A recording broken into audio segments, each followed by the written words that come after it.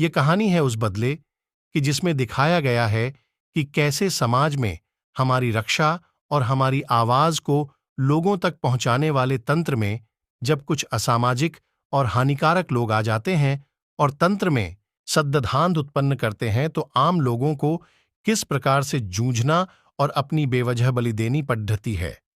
और ऐसे में दो महिलाएं स्वयं मां काली, मां दुर्गा बनकर इन रक्त बीजों का समाज से सफाया करती हैं। पूजा अपने कैमरामैन के साथ शुक्ला सर के घर उनके अकस्मात मृत्यु होने की न्यूज कवरेज करने पहुंची। सारा मीडिया, पुलिस और पत्रकार भी वहां मौजूद थे जो इस दुर्घटना की तहकीकात करने लगे। मीडिया और पत्रकार इस दुर्घटना की तस्वीरें ले रहे थे और पूजा लाइव फुटेज प्रस्तुत कर रही थी। पूजा अपनी शूटिंग खत्म कर शुक्ला सर की डेड बॉडी को ध्यान से देख रही थी। पूजा: देखा तुमने राजू, बुरे काम का बुरा नतीजा। Cameraman: yes madam. Drugs cases की बहुत सी सनसनीखेज खबरें शहर भर में सुर्खियां बटोर रही थीं। सबकी जुबां पर बस ड्रग्स केसेस की चर्चाएं होती रहती थीं। इनमें से एक ड्रग्स केस जिसमें कुछ साल पहले 2 निर्दोष छात्र गिरफ्तार हुए जिन पर ड्रग्स खरीदने और बेचने का इल्जाम था। शहर के एक बहुत बड़े पब में बहुत नामचीन घरों के लोग पार्टी और मौज मस्ती करने आए थे। वहां यह 2 छात्र रोहन और राकेश भी मौजूद थे। पार्टी में ड्रग्स का सेवन हो रहा था, वह भी एक फिक्स रूम में। इस तरह की पार्टियों को रेव पार्टीज कहते हैं। कुछ देर में वहां पुलिस आ जाती है और छापा मारने लगी। कुछ बड्ढे घरों के लड्डेचकों ने अपना गुनाह छुपाने के लिए ड्रग्स पैकेट्स रोहन और राकेश की जेबों में डाल दिए। पुलिस अपनी छानबीन करते समय रोहन और राकेश की जेब से ड्रग्स पैकेट्स बरामद करते हैं। पुलिस ने उन दोनों को रिमांड में लिया और बहुत मारा। दोनों को जेल में कैद करके उनसे ड्रग्स सप्लाई की इंफॉर्मेशन लेने लगे। पुलिस इंस्पेक्टर: साफ साफ बोल दो, ड्रग्स कहां बेचे तुम दोनों ने, वरना 3rd डिग्री टॉर्चर भी कर सकते हैं। ड्रग्स का सेवन भी किया होगा। अभी तुम दोनों का ब्लड टेस्ट करवाता हूं। रोहन: नहीं सर, हम कॉलेज स्टूडेंट्स हैं और सिर्फ पार्टी करने गए थे। राकेश: सर, इतनी बड़ी पार्टी में सिर्फ हमसे ही ड्रग्स मिले और बाकी सब कैसे निर्दोष हैं? आपने क्या उन सबसे पूछताछ की? पुलिस इंस्पेक्टर: हम अभी तुम्हारे घर वालों को यहां बुलाते हैं और तुम्हारी काली करतूत दिखाते हैं। कॉलेज में ये सीखते हो? राकेश के माँ बाप यूएस गए हुए थे और रोहन का उसकी बड्ढी बहन ललिता के सिवा इस दुनिया में और कोई नहीं था। ललिता ने उन दोनों को छुड़ाने की कोशिश की, पर पुलिस इतने बड्ढे मामले को इतनी आसानी से खत्म नहीं होने दे रही थी। पुलिस पर उन बड्ढे लोगों का दबाव था जिनके बच्चे उस रेव पार्टी में ड्रग्स ले रहे थे और उन्हीं लोगों ने रोहन और राकेश को ड्रग्स स्कैंडल में फंसा दिया। इस बात की जब ललिता को भनक लगी तो उसने पुलिस और वकील को केस लड़ेचने को राजी किया, पर पैसे के जोर के आगे कानून ने भी घुटने टेक दिए। डॉक्टर्स को भी रिश्वत देकर गलत ब्लड टेस्ट रिपोर्ट बनवाई गई, जिससे रोहन और राकेश मुजरिम साबित हो गए। पुलिस का टार्चर दिन दिन बढ़ता ही जा रहा था। ललिता भी आखिरी तक लड्ढीती रही। ललिता, सवाल रिहाई का नहीं, इंसाफ और बेगुनाही का है। मेरे भाई का भविष्य खराब हो जाएगा। पुलिस इंस्पेक्टर: उसके लिए तुम्हें भी कीमत दी जाएगी।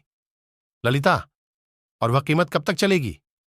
पुलिस इंस्पेक्टर: ऐसा है तो मैं तुम्हारी जरूरतें पूरी कर दूंगा। क्या ख्याल है? Lalita: shut up. रोहन समझ चुका था कि ड्रग्स स्कैंडल के पीछे उसके साथ पढ़ने वाले विक्की का हाथ है। वो शहर के बहुत बड़े बिजनेसमैन का बेटा है। पैसे के दम पर उसने आधा कॉलेज खरीद रखा है। इस बारे में रोहन ने ललिता को सब बताया। ललिता और रोहन ने एक वीडियो बनाया जिसमें रोहन ने वीडियो रिकॉर्ड किया। इसमें उसने उन बड़े घर के लाईडीडीएचकों और पुलिस इंस्पेक्टर का भी नाम बोल वीडियो यूट्यूब पर वायरल करने के बदले उसने न्यूज चैनल वालों के साथ शेयर किया। अगले दिन न्यूज चैनल वालों ने रोहन को बुलाया और वहां विक्की और उसके गैंग के लोग पहले से ही मौजूद थे। उन सब ने रोहन को टॉर्चर कर उसके फोन से वीडियो डिलीट कर दिया और फिर उसे एक खाई में रखेल दिया। रोहन ने तड़पते हुए डेम तो दी दिया। अगले दिन रोहन के सुसाइड की खबरें टीवी पर आ रही थीं। ललिता यह सब देख टूट गई और फिर पुलिस इंस्पेक्टर उसके घर पहुंचा, शराब के नशे में धुत। पुलिस इंस्पेक्टर, क्यों झांसी की रानी, अब क्या करेगी तू? ललिता, आप यहां निकलो मेरे घर से, वरना मैं। पुलिस इंस्पेक्टर, वरना क्या करेगी? पुलिस इंस्पेक्टर ने ललिता के साथ जबरदस्ती की और उसकी लाश और उसका फोन दोनों को जला डाला, जिसमें रोहन के बेगुनाही के सबूत थे। ललिता, मैं वापस आऊंगी, तुम लोगों से बदला लूंगी। यह कहते ही ललिता ने दम तोड़ डाच दिया और पुलिस इंस्पेक्टर ने किसी को फोन करके खबर दी। पुलिस इंस्पेक्टर, हेलो, काम हो गया, मेरे पैसा तैयार रखना। कुछ दिन बाद उसी न्यूज चैनल की सीनियर रिपोर्टर पूजा अचानक न्यूज चैनल के हेड शुक्ला सर से रोहन सुसाइड केस की इंक्वायरी करती है और तब उसे पता चला कि रोहन का वीडियो डिलीट कर दिया था, क्योंकि पुलिस से लेकर ऊपर तक सारे विक्की के पिता से रिश्वत ले चुके थे। शुक्ला सर को रोहन का वीडियो डिलीट करने की धमकी और रिश्वत दोनों दी गई थी, क्योंकि रोहन ने अपना वीडियो शुक्ला सर के न्यूज चैनल लिंक पर भी भेजा था। किसी और के हाथ लगने से पहले ही रोहन का केस क्लोज कर दिया गया। पूजा, सर, आपने यह कैसे होने दिया? हमें शर्म आनी चाहिए कि हमसे उन 2 छात्रों को कोई मदद नहीं मिली। अगर उनकी जगह आपके या मेरे घर वाले होते तो भी क्या आप यह होने देते? कहीं इसकी आप लोगों को कोई भारी कीमत ना चुकानी पड़े। शुक्ला सर, तुम मुझे मत सिखाओ, वरना तुम्हारी नौकरी जाएगी। रोहन के वीडियो को भूल जाओ, अपने काम पर ध्यान दो, जाओ। एक दिन उसी पुलिस इंस्पेक्टर का फोन आया जिसने ललिता की हत्या की थी। वो अब शहर का सुपर कॉप बन गया था। पुलिस इंस्पेक्टर, क्या? अरे क्यों अपने पैरों पे कुल्हाड़ी मारने पे तुला हुआ है? अगर उस पूजा ने यह बात फैला दी तो? शुक्ला, सर, नहीं सर, वो भरोसे वाली है, मुझसे पूछे बिना कोई काम नहीं करती।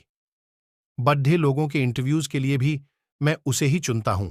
यहां पूजा आईटी एक्सपर्ट की मदद से रोहन के वीडियो का लिंक ढूंढ लेती है और पूरा वीडियो देखते ही उसे एक आइडिया आया।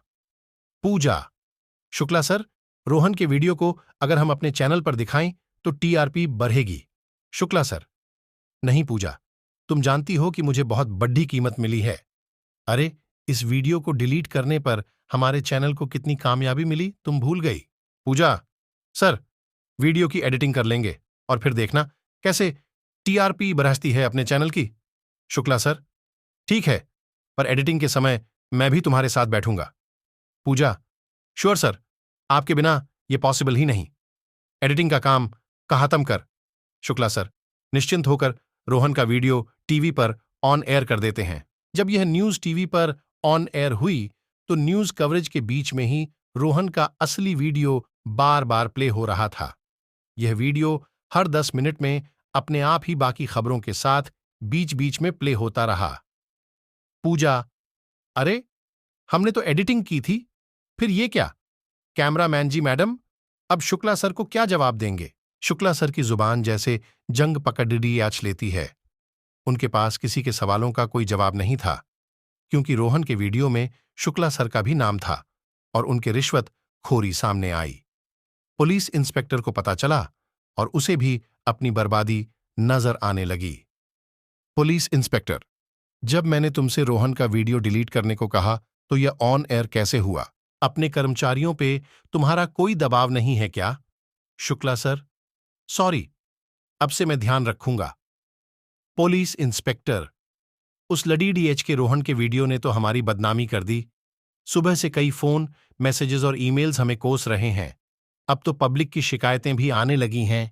हमें कुछ भी करके इस मामले को ठंडा करना होगा। ये कह के पुलिस इंस्पेक्टर फोन रख देता है और उसी रात पुलिस इंस्पेक्टर अपने काम से लौटकर घर में आराम कर रहा था। वो अपने कमरे में अकेला बैठा शराब पी रहा था। अचानक रात के 1 बजे उसका फोन बजा। फोन कॉल, सर, मैं निर्दोष हूं, मुझे इंसाफ चाहिए सर। पुलिस इंस्पेक्टर, क्यों दिमाग खराब कर रहे हो? ये कोई कोर्ट नहीं है, समझे? यह कहकर पुलिस इंस्पेक्टर ने फोन रख दिया और सोने चला गया। अचानक रात के 3 बजे उसका फोन फिर बजा। Phone call. सर, मैं निर्दोष हूं, मुझे इंसाफ चाहिए सर। Police inspector. कौन है फोन पर? कौन बोल रहा है? Phone call. रोहन। यह सुनते ही पुलिस इंस्पेक्टर के हाथ से फोन छूटकर गिर गया। फिर टेलीफोन बजा। पुलिस इंस्पेक्टर ने टेलीफोन उठाया तो फिर वही आवाज। उसने टेलीफोन भी जमीन पर जोर से पटक दिया और इसे अपना भ्रम समझा, क्योंकि सोने से पहले उसने बहुत शराब पी थी। अगली रात पुलिस इंस्पेक्टर काम से बहुत थक गया था और थकान से उसकी आंख लग गई। रात के 1 बजे उसका फोन बजा। पुलिस इंस्पेक्टर ने फोन उठाया तो फिर से वही आवाज, और इस बार तो वो आवाज इतनी जोर की थी कि कमरे में हवाएं तेज चलने लगीं और खिड़की दरवाजे भी जोर से बजने लगे। टेलीफोन भी जो पिछली रात उसने पटका था वो भी बिल्कुल सही हालत में था। यह मंजिर देख अब पुलिस इंस्पेक्टर को डर लगने लगा। वो अगले दिन अपने काम में मन नहीं लगा पाया। उसने घर लौटने से पहले अपना फोन और सिम कार्ड नया लिया और सुकून से घर पहुंचकर सो गया। मगर इस बार पुलिस इंस्पेक्टर का डर यकीन में बदल गया, क्योंकि रात को 1 बजे उसके नए फोन पर फिर से वही आवाज का कॉल आया और आवाज रोहन की ही थी। Police inspector. ये फोन और सिम कार्ड मैंने थोड़ी देर पहले ही खरीदा, फिर आज भी वही कॉल कैसे आया? ये मेरे साथ क्या हो रहा है? Police inspector. रात को सोने से डर रहा था। अकेले होने के कारण उसने अपने पूरे घर के खिड़की दरवाजे बंद कर दिए। उसकी पत्नी 1 हफ्ते के लिए बाहर गई थी। पुलिस इंस्पेक्टर ने अपने कानों में रुई डाली और अपना फोन साइलेंट कर दिया, क्योंकि जरा सी आहट से भी वह कांप जाता। घबराते हुए सोचने लगा कि वही आवाज उसे ना डराए। अचानक रात के 3 बजे फिर से उसका फोन बजा। पुलिस इंस्पेक्टर इस बार बहुत डर गया था कि फोन साइलेंट होने पर भी कैसे बज रहा है। फोन उठाने पर वापस वही रोहन की आवाज थी। इस बार वो आवाज इतनी भयानक थी कि पुलिस इंस्पेक्टर के कानों से खून निकलने लगा और जो रुई उसने कानों में ठूंस रखी थी वो भी बाहर निकल गई। कमरे के खिड़की दरवाजे जोर जोर से बजने लगे और खिड़की का कांच भी टूट गया। पुलिस इंस्पेक्टर डर से कांपने लगा और देखते ही देखते रोहन का वीडियो उसके फोन पर प्ले होने लगा। और इतना ही नहीं, वो वीडियो कमरे में रखे हुए टीवी स्क्रीन पर भी अपने आप ही चलने लगा। टीवी पर इस बार पुलिस इंस्पेक्टर ने रोहन का वीडियो देखा, जिसमें रोहन इंसाफ की गुहार लगा रहा था। रोहन, मैं रोहन, मुझे और मेरे दोस्त राकेश को झूठे ड्रग्स केस में फंसाया गया। मेरे कॉलेज में पढ़ी बेचने वाले विक्की के पिता ने पुलिस से लेकर न्यूज चैनल के हेड शुक्ला सर को भी खरीद लिया और हमें बहुत टॉर्चर किया। मेरी बहन ललिता को भी कोई मदद नहीं दी गई।